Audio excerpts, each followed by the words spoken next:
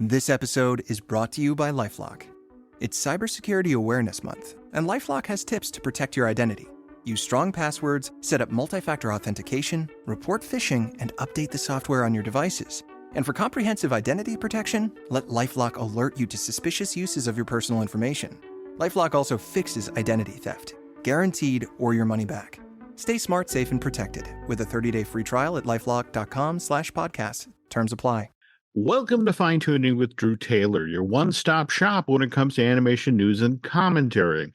I'm entertainment writer Jim Hill, and Mr. Taylor, whose writings on the industry you can regularly read over on The Wrap, and whose musings on the Mission Impossible movies you can listen to on Light the Fuse, the official Mission Impossible podcast.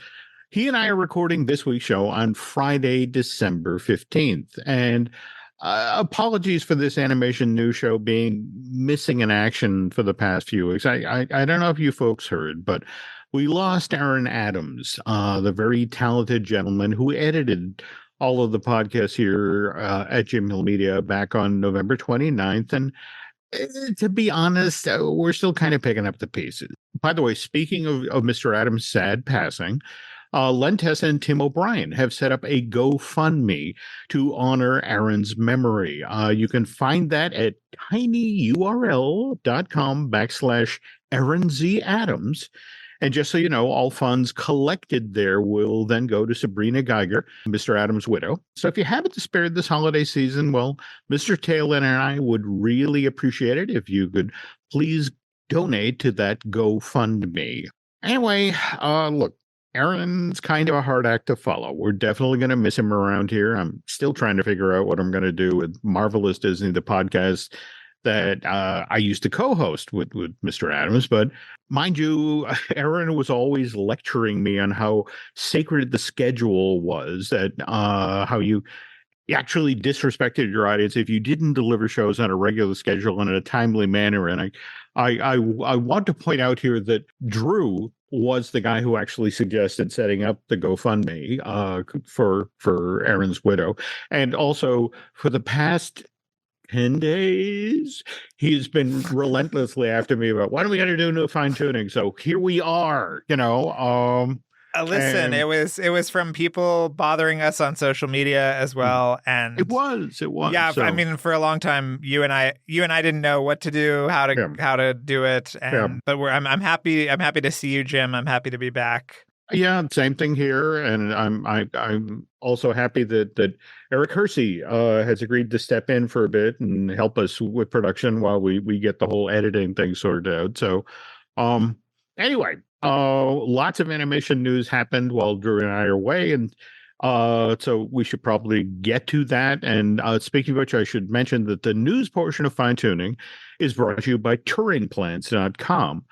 Touring Plans can help you save money and time at theme parks like Walt Disney World, so please check them out at TuringPlans.com. And so, Drew, let's just start with some good news. So Hayao Miyazaki's supposedly last film, The Boy and the Heron, made its North American debut this past weekend and did well enough at the box office to claim the number one spot. 12.8 million in the States, and if you add that amount to what the Studio Ghibli film has already earned overseas, that means The Boy and the Heron has 114 million at the box office worldwide, which is pretty damn good, right? Yeah, it was one of the most expensive movies, if not the most expensive Japanese movies ever. So I feel like I don't know if it's cleared its costs yet, but I absolutely love that it has found this success, and that if it is his last movie, that he finally got a number one American film. But have you seen it yet, Jim? I have not. And in fact, to be honest here, I haven't even seen Wish yet. So, well, that makes you a lot like a lot of the population. It does. It does. In fact, we're going to get to that in a sec, because Wish has been out in theaters for 3.5 weeks at this point. And again, heavily hyped as, the film that celebrates or pays tribute in many interesting ways to the 100th anniversary of the founding of the Walt Disney Company. Heavily hyped. But it has really underperformed at the box office. There's no other way to describe it. To date, it's only earned 51 million in North America, 56 million overseas. That's a total box office of 107 million. Not a great place to be when you supposedly cost 175 to 200 million. But we talked about on previous shows about something else that potentially could sort of undermine Wish's box office, and that was Leo, right? The Adam Sandler animated film. Yeah, it opened, I think it was on Netflix the day before Wish came out. And then seeing the difference in box office, I just wrote a big story about this over at thewrap.com about the kind of showdown between Wish and Leo and how Netflix has kind of become this animation powerhouse, with Chicken Rundown of the Nugget coming out this week too, which is a delight. So yeah, it opened to like insane numbers. It was the most watched Netflix original animated film in its opening week, and was the number one movie on Netflix globally for the first 2 weeks before I think Leave the World Behind bumped it out. I've heard like more people saw Leo opening weekend than the amount of Disney Plus subscribers worldwide, which is just insane. Wow. And yeah, it's huge, absolutely huge. And have you watched Leo yet, Jim? This is my next question. I have not. Again, not to belabor the obvious, but when we lost Aaron, there was suddenly a lot to do, and and more to the point, it for me it felt kind of frivolous in the middle of all that. I'm gonna go to the movies, so But that said, you can just go to your couch, Jim, and watch this. Yeah, that's true. That's true. Though, which brings me to another interesting bit of news. In regard to things that I watched on my couch that now I'm going to get the chance to see in theaters. Can we talk for a sec here about what's going to happen with Soul and Luca and Turning Red next year? Oh yeah, absolutely. So yeah, they're doing like a little sort of Pixar regroup theatrical exhibition. It starts with Soul in January, and then Turning Red will be in February, and then Luca in March. And it kind of does a few things that allows people to see these movies that debuted exclusively on Disney Plus in a theater. It also tests the kind of waters on to if this could be done for other projects that were exclusively debuted on Disney Plus. And it also fills the hole of Elio, which was supposed to be in theaters in March and will now no longer be. So I was lucky enough to see two of these at the LCAP. But I'm very excited to see Soul in a theater, and I hope you are too, Jim. In fact, of the three, don't get me wrong, I love all three of these films, and so we'll happily go to a theater to check these out. But Soul especially, I remember watching that at home and just thinking, oh man, I would really like to have seen this on the biggest possible screen. Some of the design was just so out there. Yeah. But so yes, happy that they're doing this. And if I may also put a bug in Pixar's ear, look, Onward came out on May 6, 2020. And what, a week later, the world shut down, because of the pandemic. And, if these three succeed, could we maybe look at putting Onward back in theaters? And hey, if you're going to the theater to check out Onward, there's this great book, The Making of Onward, that's worth checking out. That was written by a certain person. But yeah, I mean, I'm legitimately happy to see this, but at the same time, what's fascinating for me is that, well, look, you mentioned the obvious that, that one of the reasons, these three films are returning to theaters, not just the Elio thing, but also, let's be honest, this past summer, the writers' strike and the actors' strike disrupted, production for theatrical releases. So Disney has holes. So that this is, something that they they needed to do in addition to sort of testing the waters here. But at the same time, what's fascinating for me is that I've been, talking with folks on consumer products, again, and likewise friends who work at big boxes and retail. And I wanted to share some news about how places like Target seem to be adapting to this new world faster than Disney and Pixar are doing. Have you heard about this?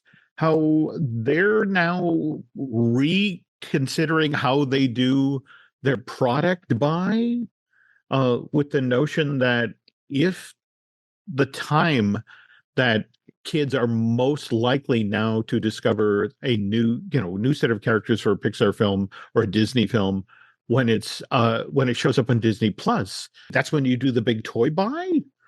In fact, what's kind of interesting, I was just talking with somebody who was mentioning that they were talking with Marvel about it's like, don't worry about the Marvels. That when this shows up on Disney Plus, so many little girls are going to want to buy those action figures. So they're actually buying extra action figures for the first quarter of 2024 to have them on store shelves when these movies show up on Disney Plus. That's really interesting. That is.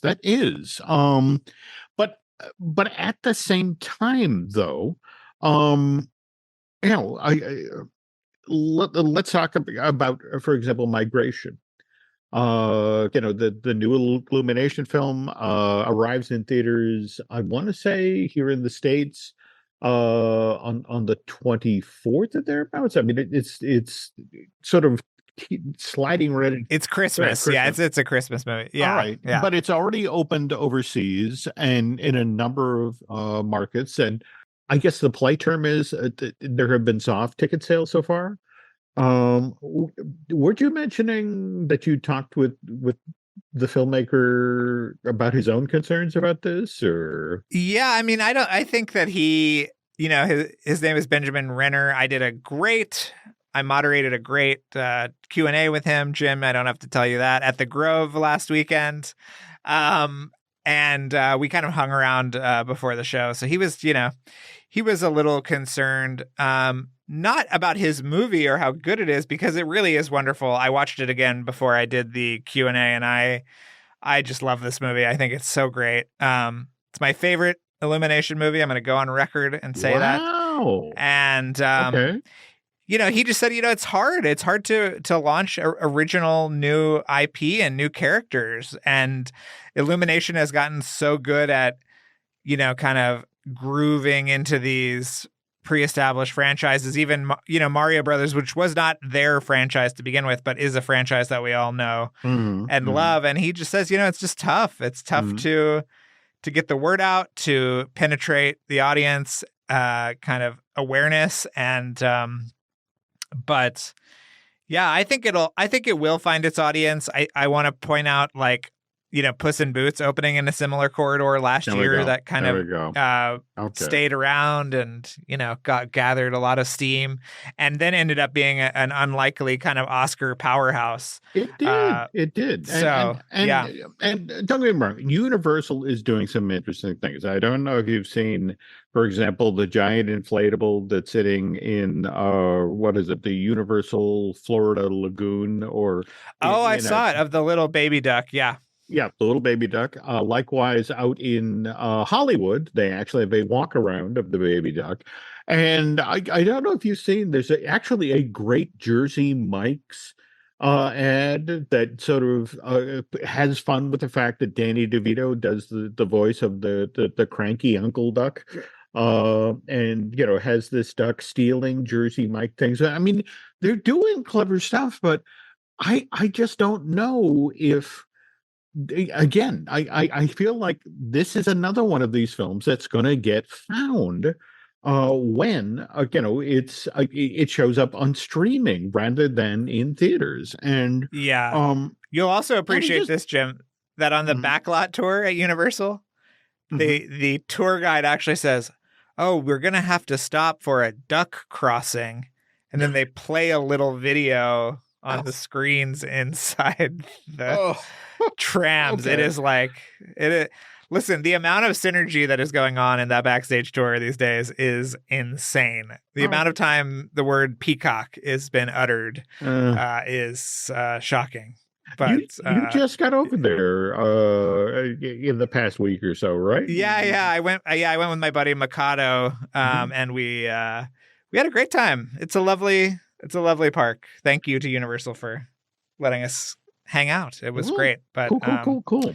Okay. yeah, I think you should go back and look at how the California sun is treating the Super Nintendo world because Yeah, it is that's that. looking beat It's up. well, any consolation. What is it? Donkey Kong Land opens at Universal Studios Japan next year, and one of the worst kept secrets in world history that Donkey Kong is coming to Hollywood as well. In fact, I want to say the pipe that takes you to that new expansion pad down on the lower lot is already there and construction is already underway. But What are from you what I've been talking hearing about, from folks, Jim? I have no idea no, what you're here we talking go. about. Well, Yeah.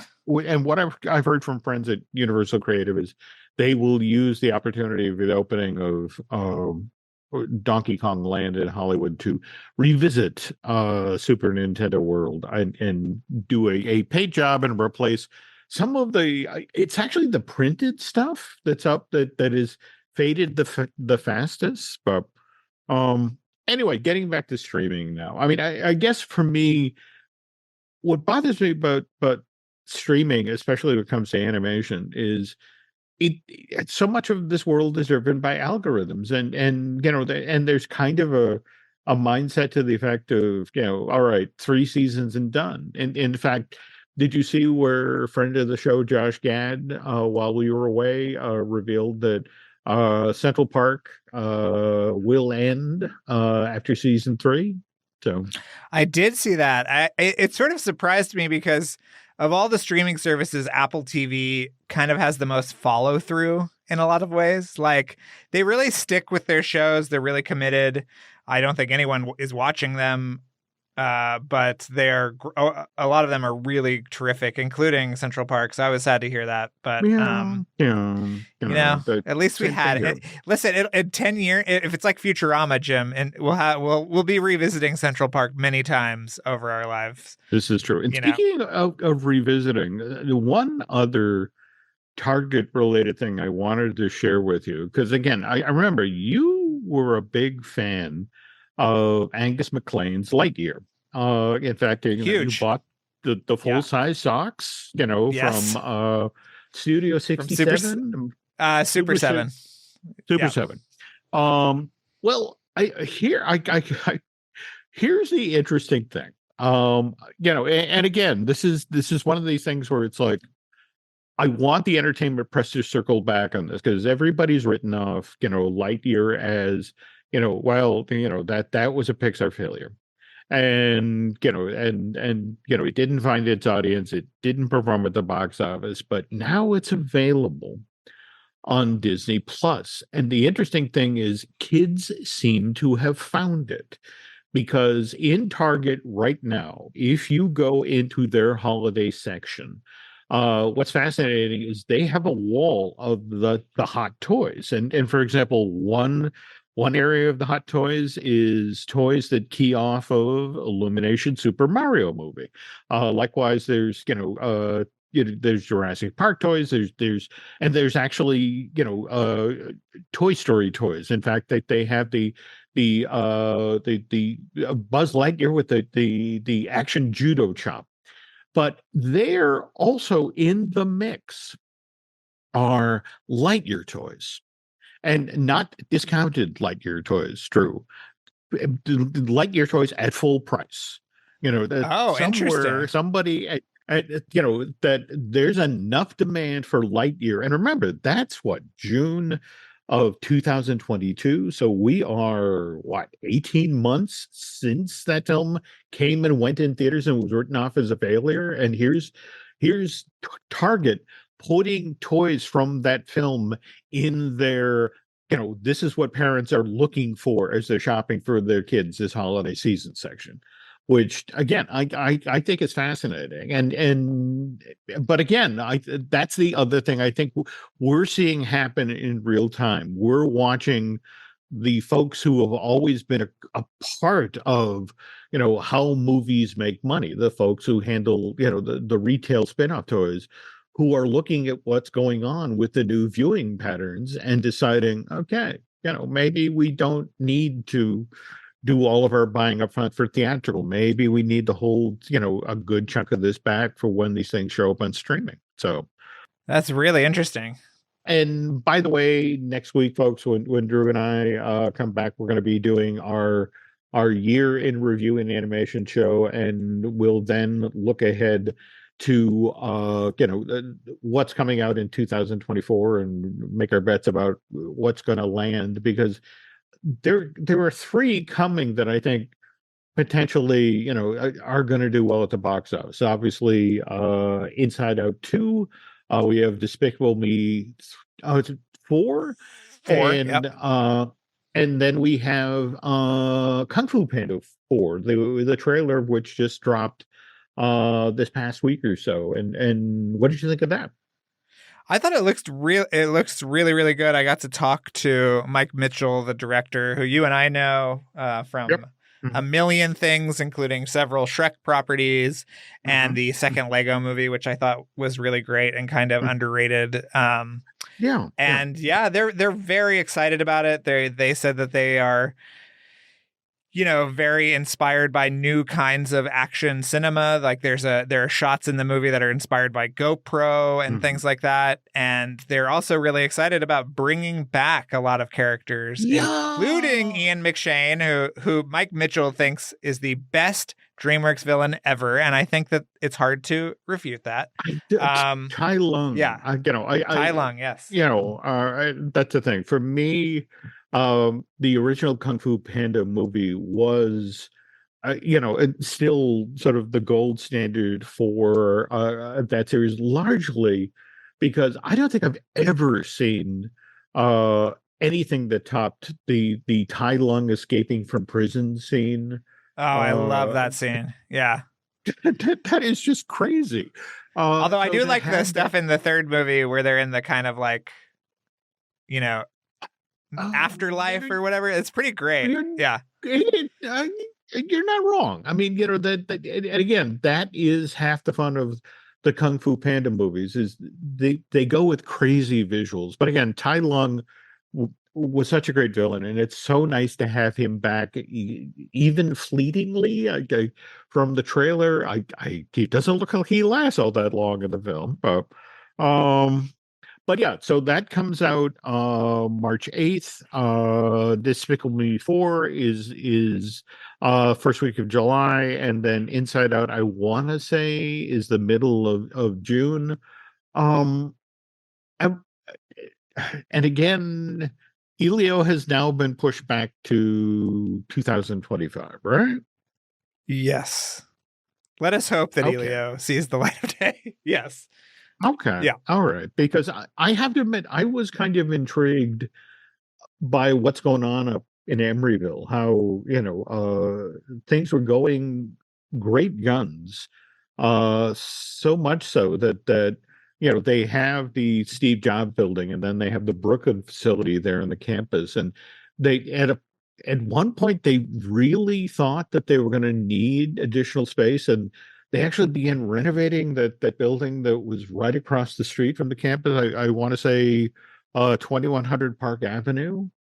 And did you see where Pixar is now putting that up for lease because they suddenly don't need that space? So I have a story about that I can't tell you on the air, Jim. So remind me to tell you when we stop recording. But all right, I think that space was used for a project that is no longer moving forward.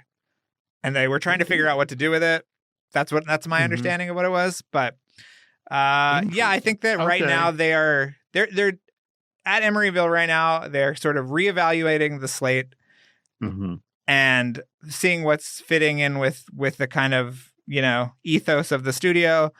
We obviously have a lot of exciting projects coming up out of them, and some movies from some of your favorite directors, some movies from new directors. And I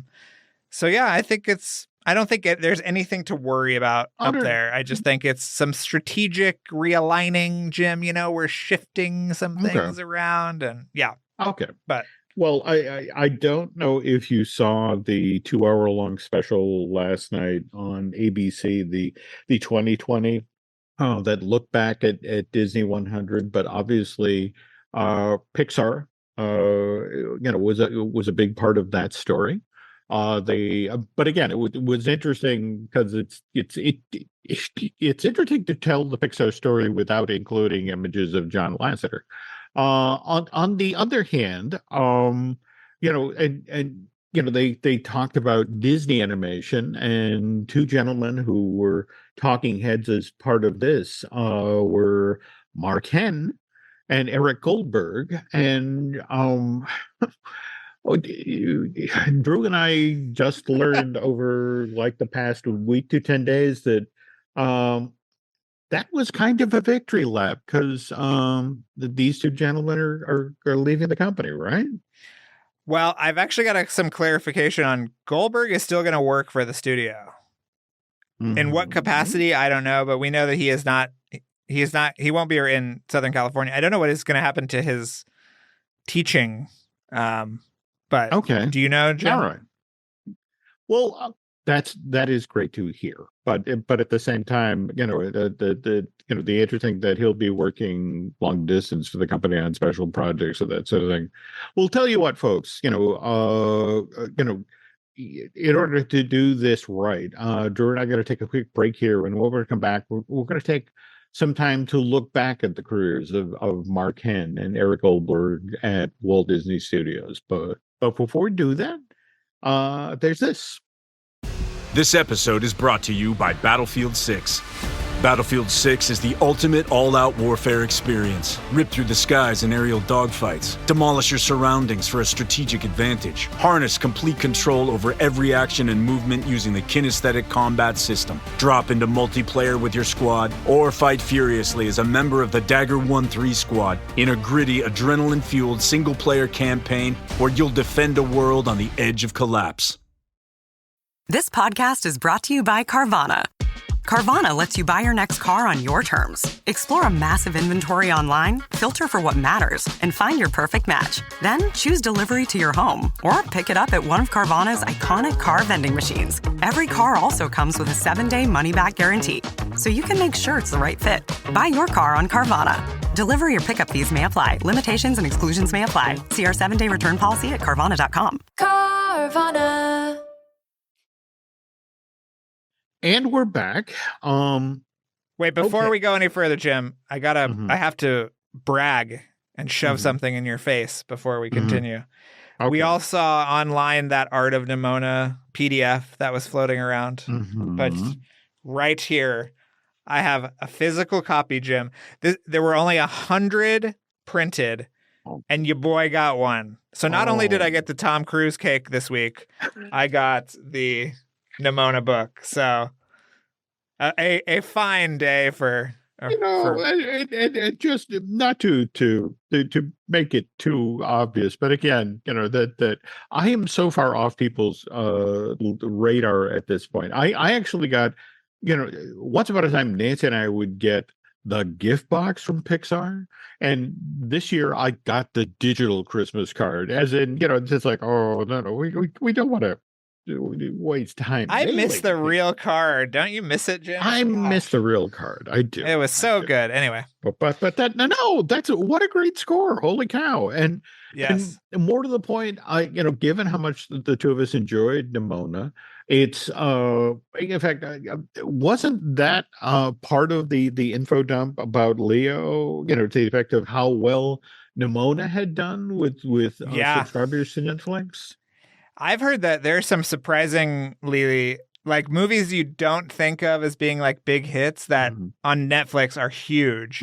I think I'm forbidden from saying them out loud, but I can tell you in confidence, Jim. But yeah, Nimona is great. And you know what? Holding this book makes me want to write another Art of book, Jim, but I should do that sometime soon. And when, by the way, when can we start talking about that? I don't know, Jim. I don't know when I can start talking. Maybe soon. Maybe soon. Maybe soon. Okay. Yeah, I would be ultra thrilled when we can finally reveal that project. So, yes. Okay. Anyway, all right. So let's first talk about how we found out, or rather, you found out about Mark Henn retiring. Well, I saw it on social media, and then you and I were kind of emailing back and forth and realizing just what an amazing run he's had. Yeah. And you and I also have had so many interactions with him and know that he is maybe the kindest, most guileless person that we've ever met. I mean, just a love. I asked him one time because he really was a major force at the Florida studio. And so I said, well, what did you bring around? And he said, the only thing I really keep with me at every desk and wherever I'm working is a picture of my family and my Bible. And I thought, that is just so lovely. And he is just such a sweet guy. But yes, let's talk about his amazing career. Yeah, I mean, Mark, actually started at Disney in 1980, and again, anybody who's an animation fan knows him for his work on princesses like Ariel and Belle and Jasmine. But should we say what Jeffrey Katzenberg called him? No, go ahead. Okay. He is the Julia Roberts of animation, which is so bizarre. What did he call Glenn Keane the Tom Cruise of animation? Is that what that statement came from? Okay. Well, but that's the thing that fascinates me. When he started at Disney, his first gig, he was the in-betweener assigned to Glenn Keane. And the first character he animated for the studio could not have been more different than it is a princess. It was the bear in The Fox and the Hound. I thought you were going to say the eagle from No. Rescuers. No. Remember, I mean, that's the thing, Glenn Keane, that there's this great interview where Keane is talking about working on Fox and the Hound and just, had studied all of these historical bear attacks. And it was like, oh, bear's got to be bigger. Oh, bear's got to have sharper teeth. And just thinking of poor Mark, who has to fill in with the giant, paw swiping in or bear biting down on the dog. And, but from there, I mean, he gets his first shot at animating Mickey. With Mickey's Christmas Carol, and he would animate Mickey quite a bit going forward, though oddly enough, not so much for films that were released theatrically, but in fact, we're going to pivot here and talk a bit about what Mark did largely for the last 10 or 15 years, that he worked on a lot of the castle projection shows, or the things like what is it, the Lagoon show for DCA, the pieces of animation there, the new stuff. A lot of times that was Mark, and to be clear, also Eric. That as Disney moved away from doing hand drawn, these two masters of that medium found themselves in interesting spaces. I mean, I'm sure at some point you've either seen the tests that Mark did for Wreck-It Ralph or King Candy, the amazing hand-drawn versions of those characters, which were done largely as kind of proof of concepts, to the effect of, okay, this is what this character would look like. And it's like, oh, good. Okay, we're going to go off and build the CG rig now. Yeah. So he would also do things like the mini Maui stuff. He and yeah. Eric did that. Mhm. And, he was a invaluable resource. They did that Mickey through the years thing. That was Mhm. part of the documentary. Yep. He And obviously helping on Once Upon a Studio. Yeah. But and they would also apparently advise Imagineering on the animatronic versions of the characters. Like I've heard that Eric in the past few months has really been working with Imagineering on the Lewis animatronic for Tiana's Bayou Adventure. Yeah. So they were busy, but I also feel like they were sort of figureheads in a way as well. Well, I mean, it's just kind of interesting to me that if you think about, you were just talking about Once Upon a Studio and how, Bernie Mattinson, how that was, dedicated to him. And, he, in fact, has that lovely cameo at the very beginning of the film. But yeah, there were guys that got kept in the building, in a weird sort of way, almost like touchstones, to the effect of, these guys are direct connection to, what we used to do. And in Mark's case, I mean, he is literally retiring this year because he turned 65. And what's kind of interesting is he also has a very interesting side hustle. Have you ever seen any of his Civil War bronzes? No, but I am kind of obsessed with those kind of bronze statues. I really want like the classic like cowboy kind of slumped over the horse.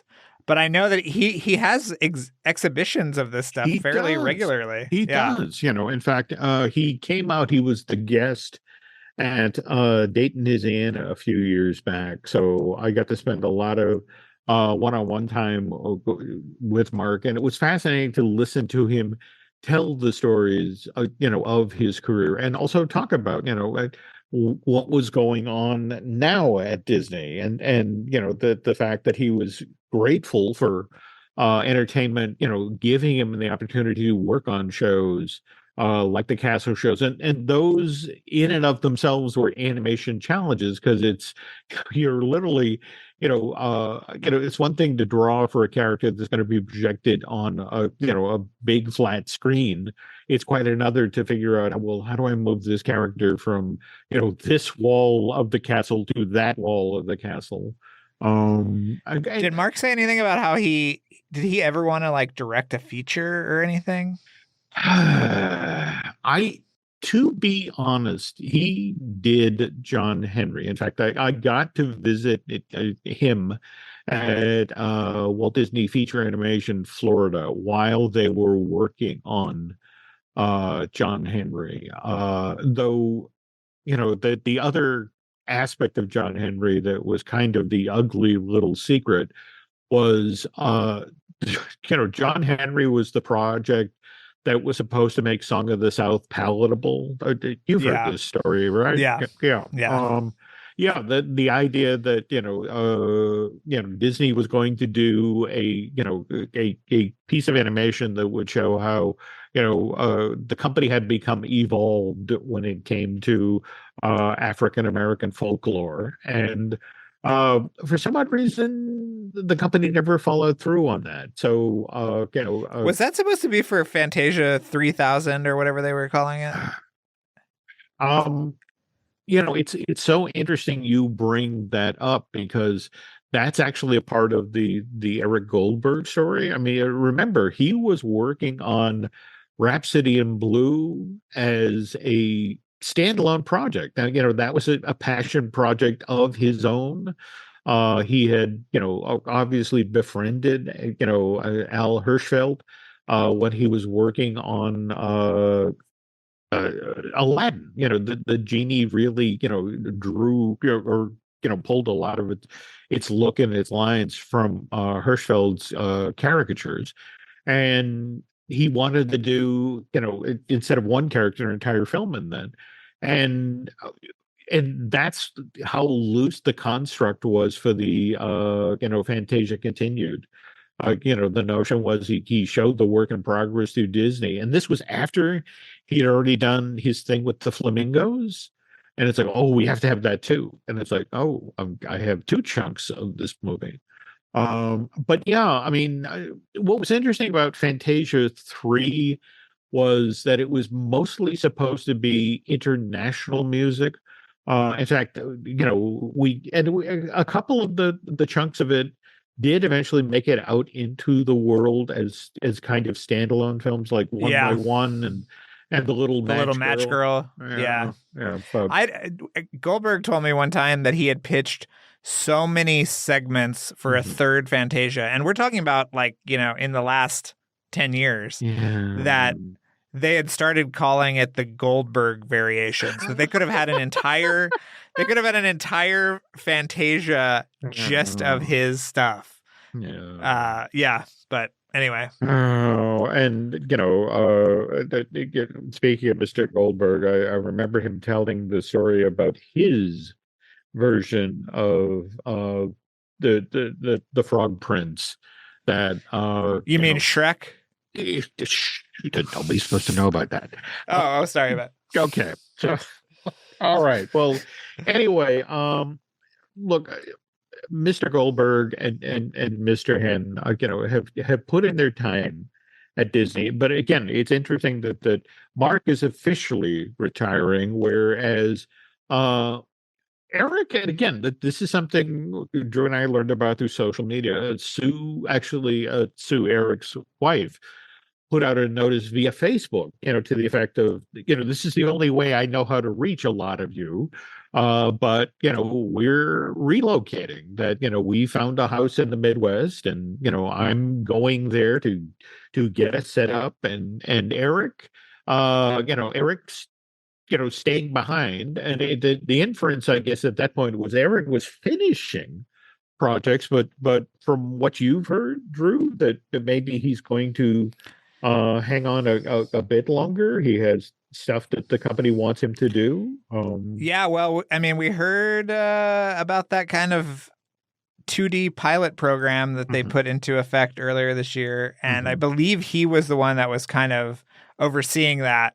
So I wonder if there is more to be said about that. Even though we know that a lot of them worked on Once Upon a Studio, I think that there could be future projects there. I hope there are. Well, here's hoping. I mean, again, nothing quite looks as good as Eric Goldberg animation, and not to belittle what Mark Henn did over the years. I mean, just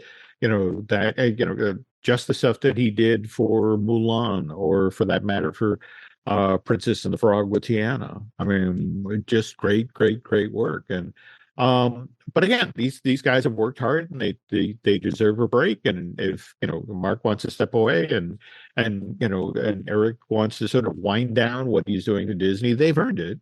But it's just kind of sad to think that they're not going to be in the building anymore. But again, here's hoping what Drew learned about Eric hanging on is true, and more to the point, here's hoping that Mark now has time to work on some more bronzes. So look forward to seeing some exhibitions of that. And speaking of things I look forward to, I always enjoy listening to Light the Fuse, the official Mission Impossible podcast.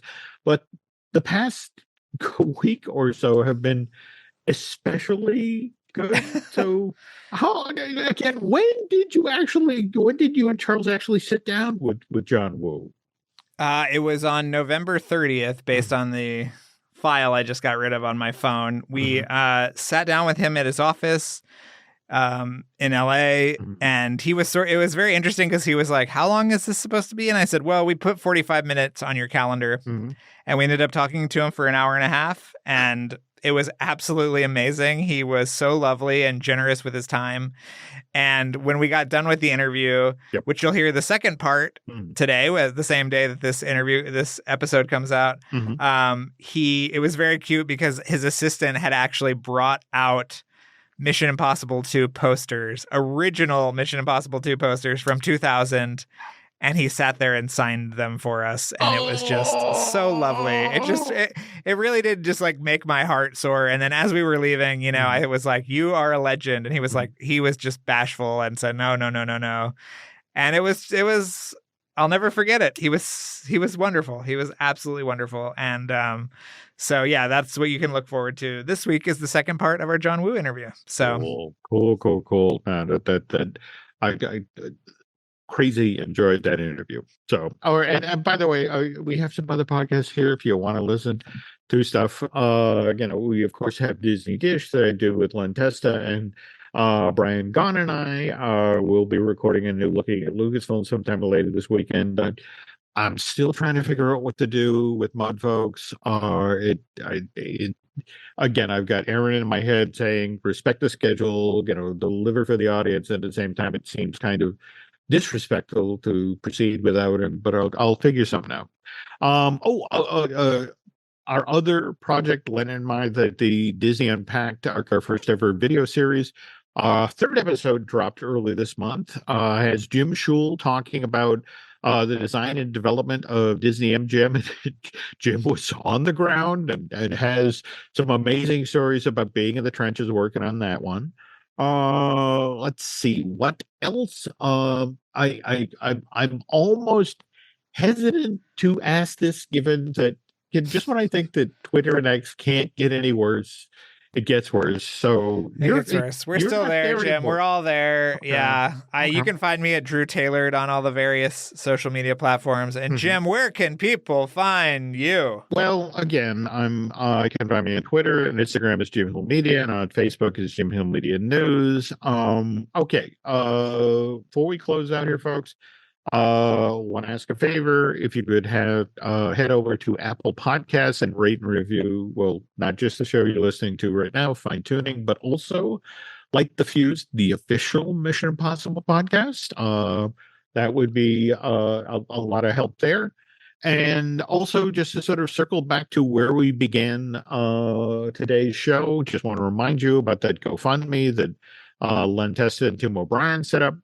And look, that's you can find that at tiny URL Aaron Z. Adams. And again, all funds collected will go to Sabrina Geiger, Mr. Adams' widow. And again, if you have it to spare this holiday season, Mr. Taylor and I would really appreciate it if you donate to the GoFundMe. But and again, as we mentioned earlier in the show, next week we will take a look back at the year of animation. But that's it for now. And thanks for listening. And we're back. So look for another episode next week. Okay.